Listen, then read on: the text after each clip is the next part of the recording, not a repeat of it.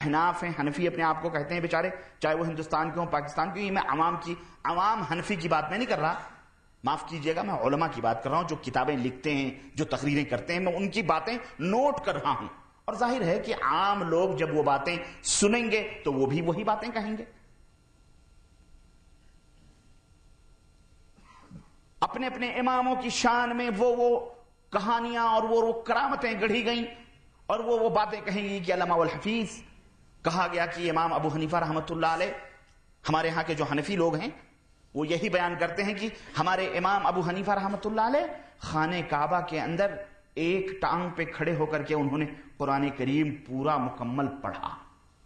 جب وہ قرآن ختم ہو گیا تو خانہ کعبہ کے در و دیوار سے آواز آئی کہ اے ابو حنیفہ، تمہاری عبادت سے میں خوش ہوا اور میں نے تمہارے سب اگلے پچھلے گناہ معاف کر دیے، اور جاؤ، جو بھی تمہاری اطاعت اور پیروی کرے گا ہم نے قیامت تک ان سب لوگوں کی خطاؤں کو معاف کر دیا ہے.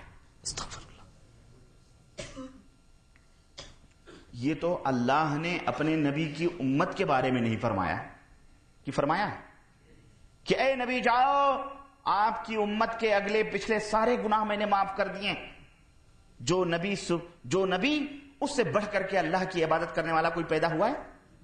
اس سے بڑھ کر اللہ کی حقیقت کو جاننے والا اور اس سے بڑھ کر کے اللہ کو پیارا، اللہ کا محبوب بندہ کوئی دنیا میں پیدا ہوا ہے؟ نہیں پیدا ہوا ہے. جتنے بھی انبیاء اور رسول آئے سب میں سب سے زیادہ حبیب، سب سے زیادہ پیارے، سب سے زیادہ محبوب اللہ کے حبیب صلی اللہ علیہ وسلم اللہ کے نزدیک تھے. لیکن اللہ عز و جل نے اپنے نبی کے بارے میں بھی یہ نہیں فرمایا کہ اے محمد صلی اللہ علیہ وسلم جاؤ، میں نے آپ کی تمام امت کو بخش دیا ہے، خلاص وہ کچھ بھی کرتے رہیں، آپ کا کلمہ پڑھنے تو بات ختم.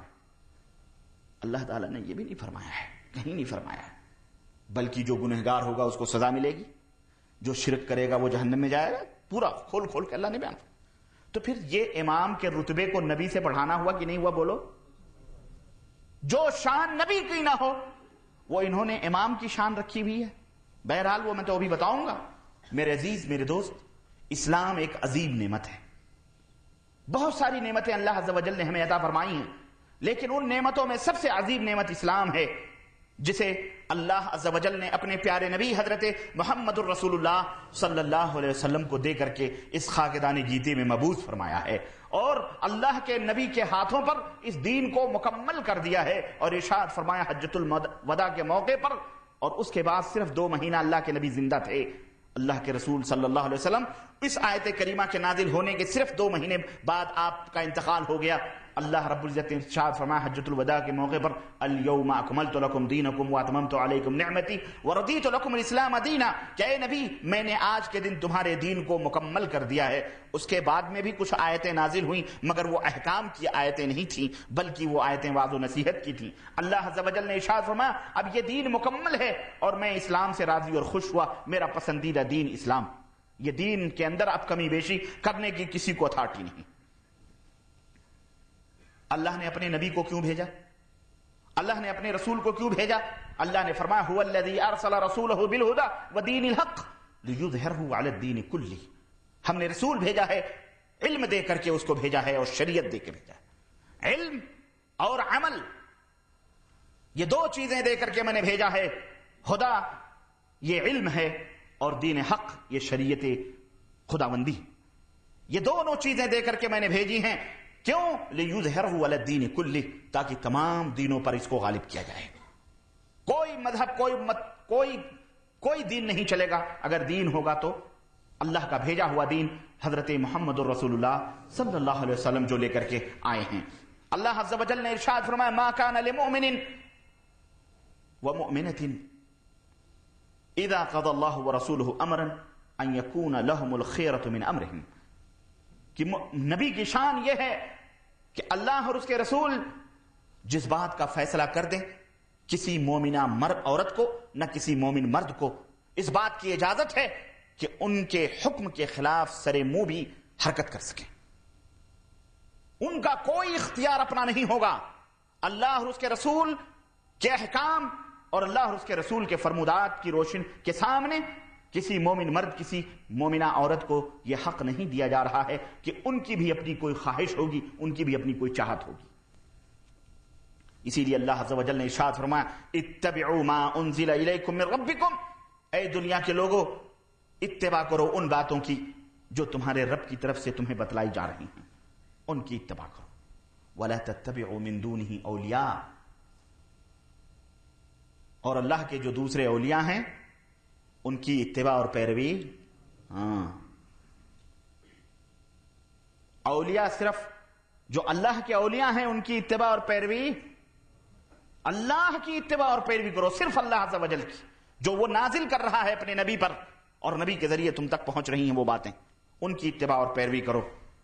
چنانچہ نبی کریم صلی اللہ علیہ وسلم نے ارشاد فرمایا ترکت فیکم امرین لن تضلوا ما تمسکتم بہما، اے کائنات کے لوگوں میں تمہارے درمیان دو چیزیں چھوڑ کے جا رہا ہوں، جب تک تم ان دونوں چیزوں کو پکڑے رہو گے ہرگز ہرگز گمراہ نہیں ہو سکتے ہو۔ وہ دونوں چیزیں ہیں اللہ کی کتاب اور رسول اللہ صلی اللہ علیہ وسلم کی سنت۔ موطا امام مالک کی یہ حدیث ہے۔ میرے عزیز، یہ آیتیں اور یہ حدیث اس بات کی واضح طور پر اور اس طرح کی ایک نہیں، واللہ میں نہیں چاہتا کہ ان تفصیلات کو، اتباع نبی کے اہمیت کو اور اس کی ضرورت کو بتلایا جائے، بلکہ ہر مسلمان یہ سمجھتا ہے کہ لا الہ الا اللہ کا مطلب کیا ہے اور محمد الرسول اللہ کا مطلب کیا ہے صلی اللہ علیہ وسلم۔ لا الہ الا اللہ کا مطلب یہ ہے کہ جس طرح اللہ کی خالص عبادت کی جائے، اس کی عبادت میں کسی کو شریک نہ کیا جائے، محمد الرسول اللہ کا مطلب یہ ہے کہ رسول کی رسالت اور رسول کے بتلائے ہوئے احکام کے اوپر رسول کی خالص اطاعت کی جائے، اللہ کے نبی کی اطاعت میں کسی امتی کو شریک نہ کیا جائے، اللہ کی عبادت میں کسی کو شریک نہ کیا جائے، اسی طرح رسول کی اطاعت اور اتباع میں کسی کو شریک نہ کیا جائے۔ یہ واضح ہے، اس میں میں مزید آیات اور قرآنی شواہد نہیں پیش کرنا چاہتا۔ آئیے یہ دیکھتے ہیں کہ اتباع اور تقلید میں فرق کیا ہے۔ بہت سارے لوگ یہ کہتے ہیں کہ بھائی اتباع بھی وہی ہے، تقلید بھی وہی ہے، معنی دونوں کا پیروی کرنا ہے۔ بھائی اپنی زبان میں آپ کچھ بھی معنی مفہوم بیان کریں، لیکن قرآن کے اندر جو الفاظ بیان ہوئے ہیں ان کے درمیان آپ خلط ملط تو نہ کریں۔ اولاً تقلید کا تو لفظ نہ قرآن میں کہیں آیا ہوا ہے نہ حدیث میں اللہ کے نبی نے بتلایا ہے، کہیں نہیں آیا ہوا ہے۔ البتہ جہاں کہیں آپ دیکھیں گے اتباع کا لفظ ہے، اطاعت کا لفظ ہے، اللہ اور اس کے رسول نے اپنے لیے اس کو استعمال فرمایا ہے۔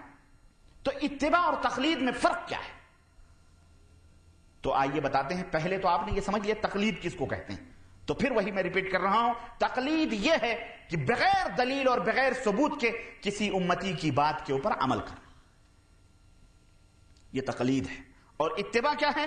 اتباع یہ ہے کہ قرآن و سنت کے دلائل اور براہین اور ثبوت کی روشنی میں عمل کرنا۔ سمجھ آئی کہ نہیں آئی؟ تقلید یہ ہے کہ بالکل آنکھ بند کیے ہیں امتی نے، کسی امتی نے کوئی بات کہی بغیر ثبوت پوچھے ہوئے، بغیر حجت اور دلیل کے اس نے کہہ دیا، اس کی بات کو آپ نے قبول کر لیا اور اس کے اوپر عمل کرنے لگے، یہ ہے تقلید۔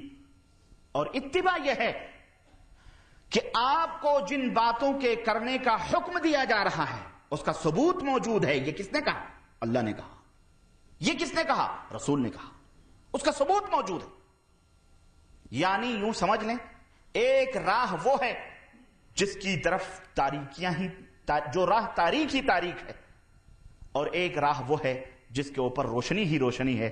تو بتلاؤ کن راہوں کو اختیار کرے گا ایک عقل مند آدمی؟ روشنی والی راہوں کو اپناؤ گے، روشنی والی راہوں کو آپ اختیار کرو گے۔ تو میرے عزیز، یہاں تک تو جو میں نے ابھی بات عرض کی ہے، یہاں تک تو سارے اس بات کو تسلیم کرتے ہیں۔ اور یہ جو جماعتیں فرقے بنا بنا کے دارالعلوم و مدرسوں کے اندر فرقہ واریت کی تعلیم دے رہے ہیں مولوی حضرات، ان سے بھی آپ پوچھیں گے، ان کے بھی جلسے ہوتے ہیں، ان کے بھی جلوس ہوتے ہیں، یہ بھی کہتے ہیں قرآن سنت کو مانو، قرآن سنت کو مانو، قرآن سنت کو مانو۔